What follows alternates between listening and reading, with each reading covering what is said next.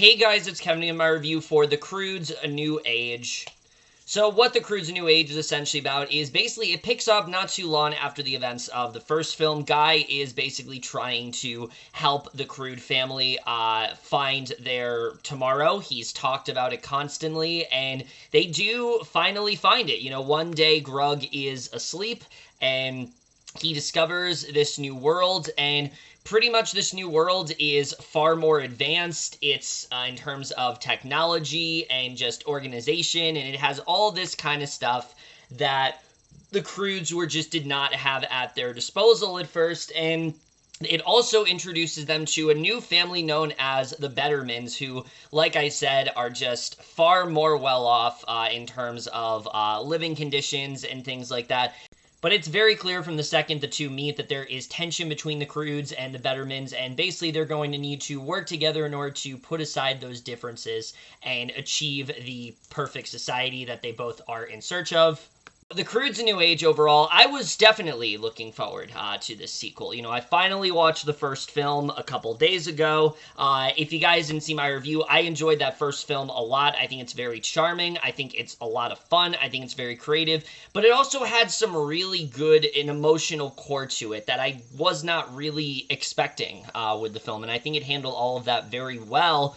But I'm not going to lie, watching the end of that film, I really just kind of thought, what's the point of continuing? Like, why do we need the Croods 2? Why has everyone been clamoring for it so much? You know, I just didn't really get why we needed a sequel, because it just kind of felt like they did everything they needed to there. I was open to the idea, though. You know, I think definitely I wouldn't mind seeing a sequel. I just didn't know what else they could have done. The film's been delayed, though, a lot since its release. I mean, it's been 7 years after the first Croods, which is crazy to think about, but it really has been that long since the first film has come out, and you know, it's finally come out after all these years. I went to see it, and I will say this is still not a very necessary sequel, but it is still a decently entertaining sequel that I think most people are going to have a good time with. But we're just getting to right now, starting off with the cast. Similar to the first film, I mean, that's easily one of the best things about this movie. The first film, you know, the cast was just so great, and that's definitely still the case here. I think everyone does a fantastic job. Let's talk about Nicolas Cage, though, because the first film, I thought that he was really great in it. You know, he played this character of Grug, someone who was very uptight, but by the book, and, like, he wanted to be in charge. Here, this is really the film where Nick Cage just gets to go all out. Like, he really gets to show off, like, his crazy roots. You know, the very just loud and just crazy Nicolas Cage that we all think of. That's really who Grug is in this film, and it's a lot of fun to watch. You can tell how good Cage is in the role, how much he's embracing Grug as a character, and he's just so fun to watch in this film. And I know I said it in the first film, but I just really wish that Cage would do more roles like this one, because I feel like this is where he is suited best. I feel like this is where his comfort zone is at. I just think that he is really good at playing these very zany type characters in animated form. You know, he did it very well in Spider-Verse, and he continues to do it well with the Grug character, and I really liked what he ended up doing in this film. I thought he was a lot of fun for sure. And again, I think everyone does a really good job, but Nicolas Cage really is the big standout in this film for sure. I just thought he was so much fun in this role, and definitely, you know, if you were somewhat let down by the more subdued approach that he took in the first film, I mean, this is really the film where he gets to go all out, and I think you definitely won't be disappointed on that front.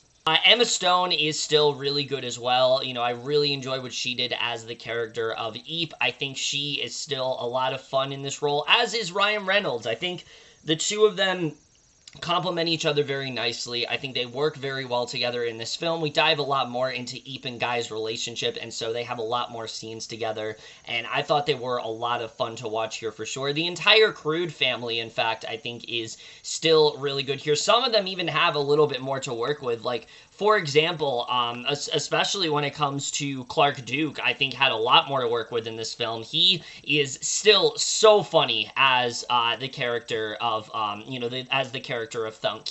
Thunk is just someone who he's very dumb. There's a lot of things he just doesn't really understand, and he has a running gag in this film that just had me absolutely dying, and I loved what he ends up doing. Just everything they do with that character is so much fun, and I really like the Thunk character a lot. Catherine Keener is still very good here as well. She has a little bit more to work with this time around, which I enjoyed. And then Cloris Leachman as well. They really give her a lot more to do in this film. You know, they get a lot more into how even though, you know, Gran is kind of nuts, she does have a little bit more to offer to the group, and I really like seeing that with Leachman as a character. I just thought she was a lot of fun here for sure.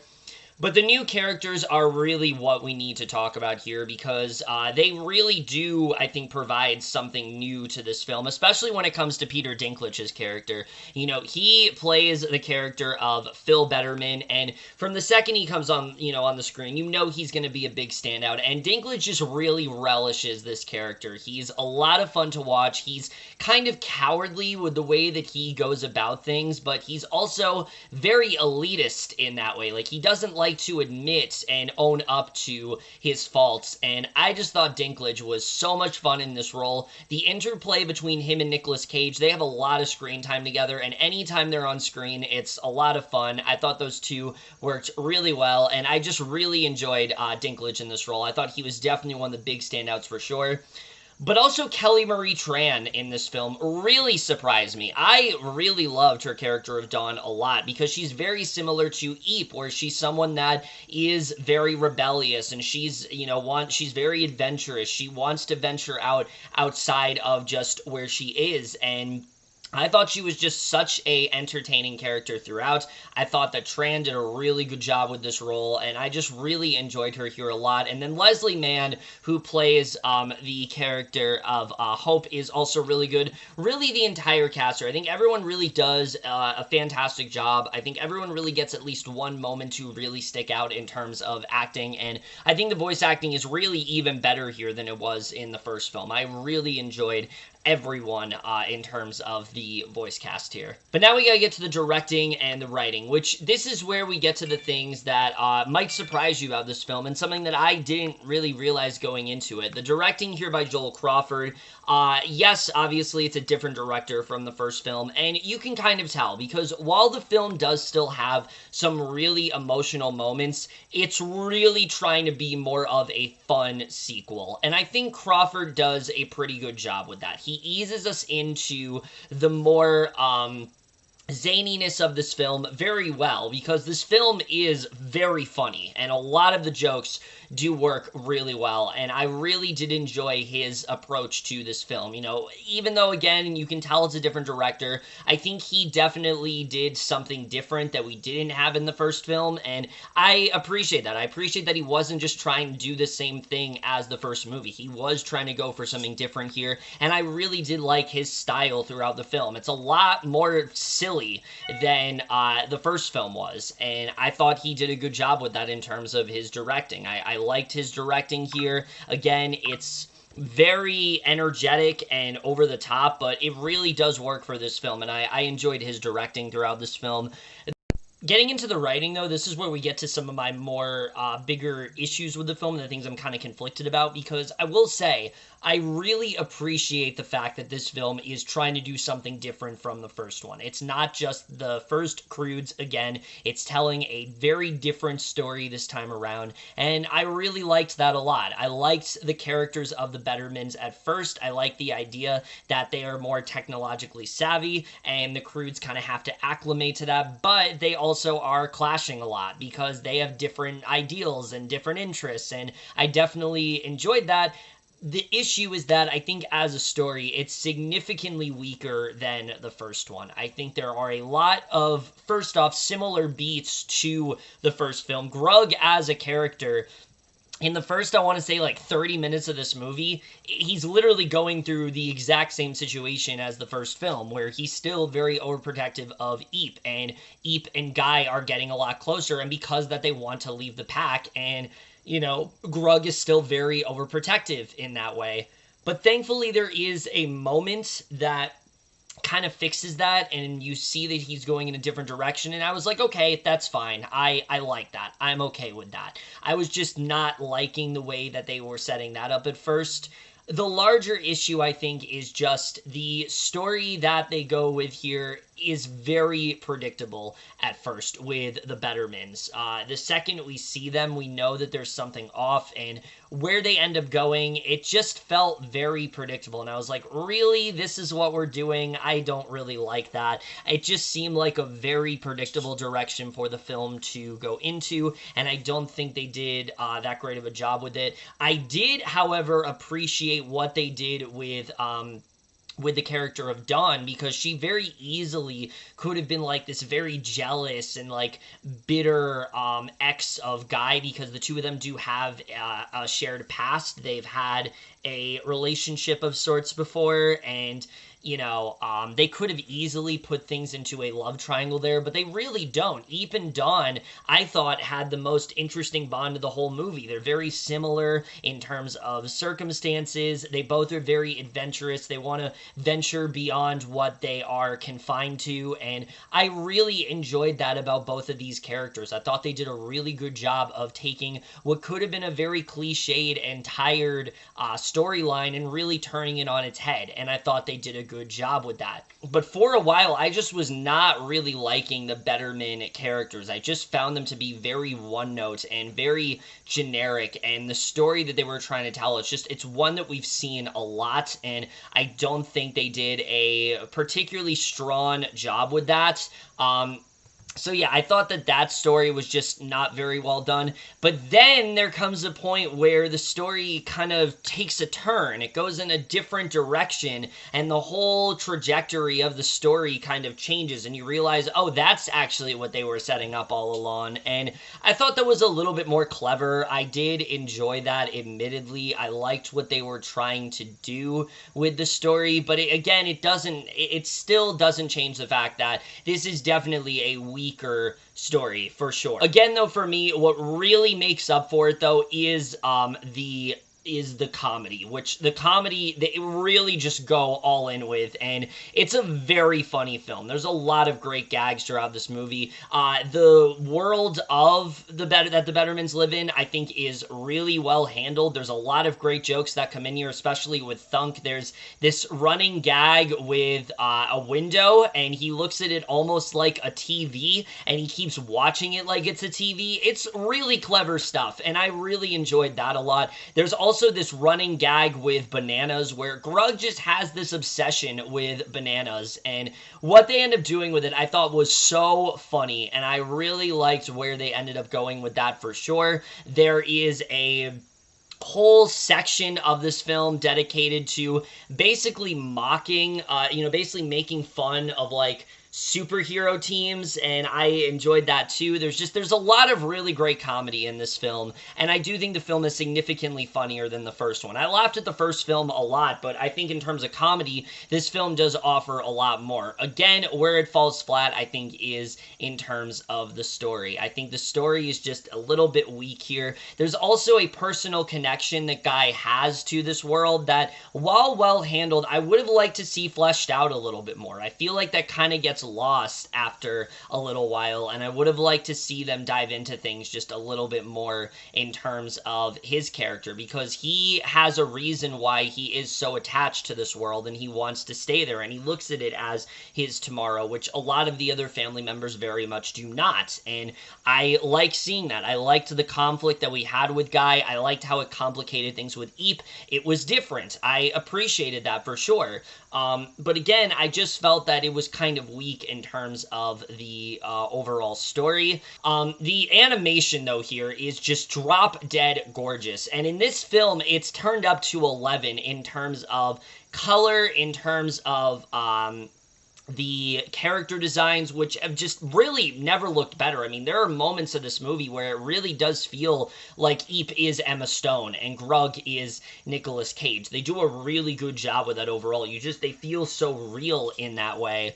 But it also really dials it up in terms of the zaniness. The zaniness here, I mean, the film is so energetic, and that's the one thing I will say. You're not going to get bored with this film because it's so energetic, and there's just so much always happening in terms of the screen. There's so many scenes of just the Croods acting nuts or doing something insane or just doing something crazy. There's a whole scene of them just like eating all this food, and the way it was animated, I just thought was so creative, and I really enjoyed that a lot. So I think they do a really good job with the animation here. And I do think the contrast of the Betterman's more lively and human-like features to the Croods' more animalistic approach, I think is really well done too. I think the contrast of animation also plays in very well there and really does a good job of getting you into that conflict more. That's something I really did appreciate. Is you can look at the Croods and the Bettermans, and they just are different in terms of animation styles, and I appreciate that a lot. I thought that added to the fun of the concept of this overall. Score here is still really good. It's not Alan Silvestri.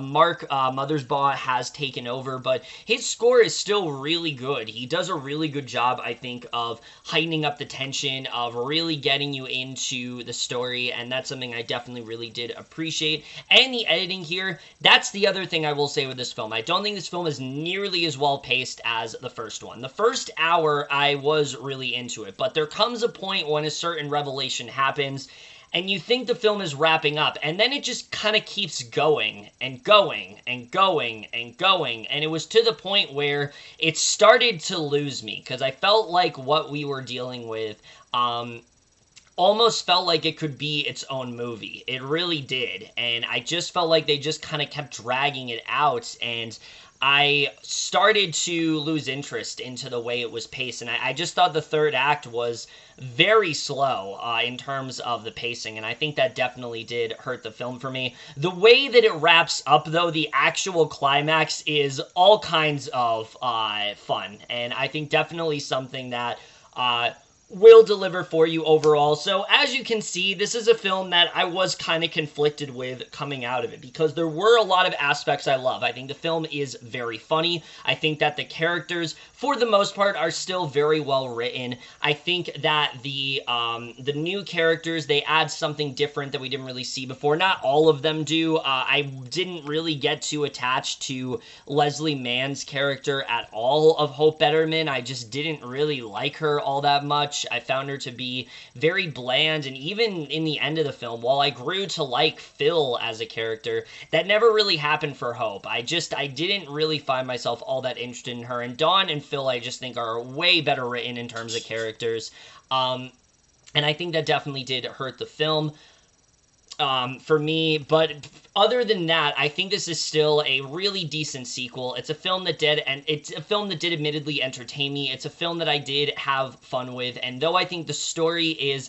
not really up to snuff with the first at all, the emotion and the heart isn't really there like it was in the first one. I think overall this is still a very fun sequel, so I am going to give The Croods: A New Age overall a B-.